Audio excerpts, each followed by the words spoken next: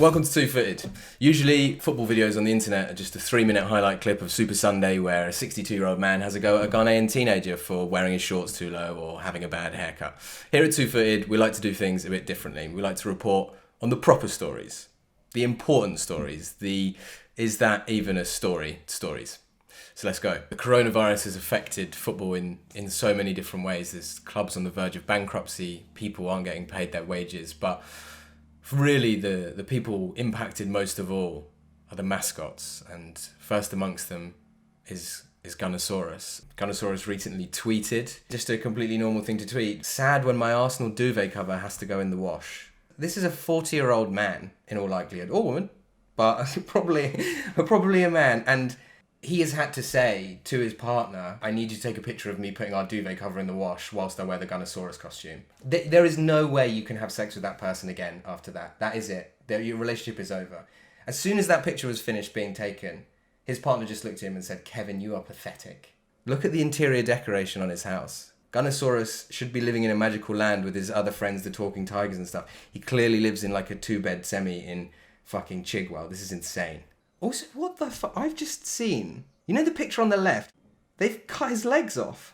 There's a kid on their Amazon-sponsored kid Twitter app looking at that going, why is Gunnersaurus wearing some kind of gimp chain around his neck? And why has he got no legs? And why does he live in what looks like a men's hostel in Cumbria?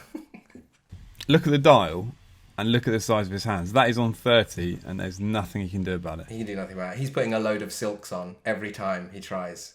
Fuck, I've put it on silks again. Fuck, it's never going to be vaguely clean. If you could make an argument for anyone to be furloughed, it would be Gunnersaurus, I think, at this point. He's got the Gunnersaurus outfit at home, and so he's having to... Is he every time he leaves the Emirates, is he having to put that in the car? Because if children are just seeing him, like, drag it in 2, like, bin bags to the car, that it does. It looks like he's put a bullet in Gunnersaurus's head. It looks like Christopher Moltisanti is about to cut off his hands and throw him into a river. We've talked a lot, maybe even a deranged amount, about Gunnersaurus today, but who is he? Rajiv Karia here with more. I don't actually know anything about mascots, but I do know how to use the internet, which is where I found an article on ESPN written by a Canadian writer called Chris Jones. It's called Gunnersaurus, the untold story of Arsenal's mascot. Already, you've piqued my interest. The untold story? Great. Let's go straight for the sordid secrets, the private affairs. Let's hear about the dinosaur skeletons in Gunnersaurus' jumbo-sized closet. Turns out it was more of a love letter to the Arsenal mascot, which at some points becomes so bafflingly passionate that I'm surprised the article didn't come with a parental guidance warning. Jones describes Gunnersaurus as a machine custom-built to spread joy. I appreciate your enthusiasm, Chris, but we're talking about a man in a dinosaur costume, not a vibrating sex egg. He then describes him as easily the most popular dinosaur in the world. Mad disrespect to Barney, but okay. Jones writes with all the reverence you'd give to a recording in the day of the life of Gandhi. Children have a particular affinity for Gunnersaurus, and he does for them. Oh, so actually remarkably similar to Gandhi then. In a notable pitch shift at the end, Jones recounts some heartwarming moments of his own mascot days. "I was once set upon by a group of first graders who beat me within an inch of my natural human life. Ha ha ha. Reminds me of the time I spent working as an ice cream man, when some young boys threw so many stones at me, they caused permanent damage to my right cornea." Okay, great. There's another one as well. Bladey has been doing his own social media account as well. I mean, Captain Blade, Bladey's SUFC, he's just walking around his driveway waving, and he's been nominated to do it by Gunnersaurus. It's not clear what Gunnersaurus has nominated him to do.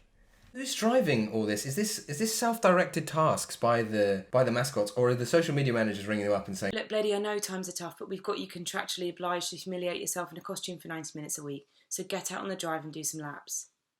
Nonsensically, yes. Who's the union rep for the mascots as well? And what's his costume? Yeah. Yeah.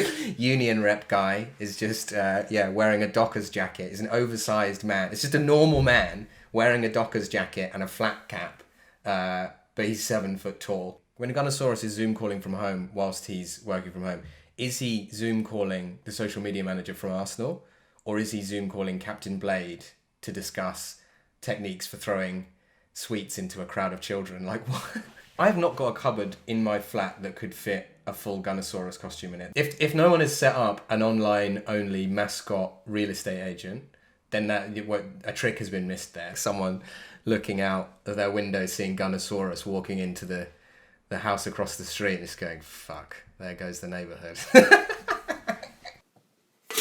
Tina! He's on the front drive again.